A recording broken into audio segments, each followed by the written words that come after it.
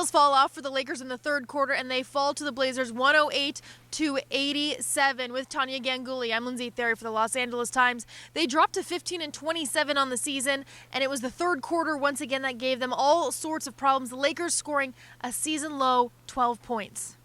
You know, this has been a problem for the Lakers all season long. In December, when they went 2-14, they were one of the worst third quarter teams, defensively, offensively, everything. They've really struggled with this, and they thought that they had solved it because in the last two games, they actually have been playing really well in the third quarter. You remember back to the Magic game when the Magic only scored 9 points in the third quarter. And that was just like 2 games ago. It was so recently, and they just loved that intensity.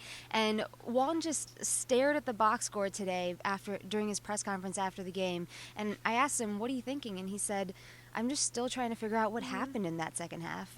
Julius Randle said it's a little bit of the snowball effect when things start going wrong, but by and large, guys in the locker room, a very quiet Lakers locker room, just kind of shrugged. They don't really know what's going wrong.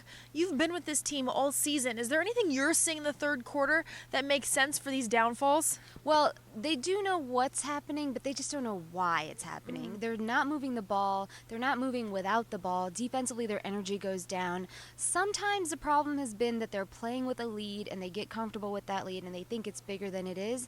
That wasn't the case today. They had a 2-point lead going into halftime. The game was pretty close, so that lack of energy in the third quarter really couldn't be explained by that, and it's just been a consistent problem.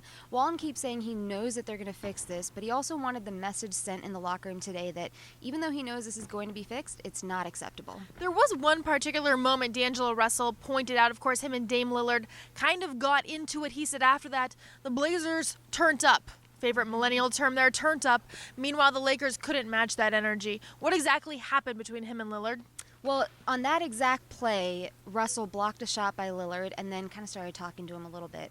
From what Lillard said after the game, it seemed like something was going on between the two of them before that. He said he took an elbow from Russell, and he sort of insinuated that Russell was looking for a fight a little bit, and talked about being from Oakland and that he was willing to take it. So, there was a lot going on from Lillard's perspective. From Russell's perspective, he kind of just said it's basketball.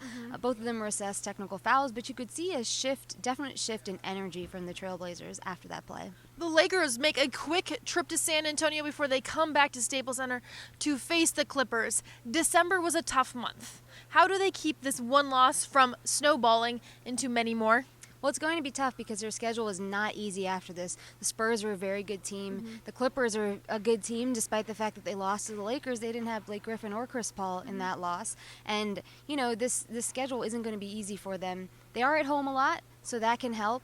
And, they're just going to have to figure out what's going on and why those third quarter lapses are happening and fix them on a consistent basis. So once again, a strong first half start results in a second half crumble for the Lakers. They fall to the Blazers. They're in action again Thursday against the Spurs. With Tanya Ganguly, I'm Lindsay Theory for the Los Angeles Times.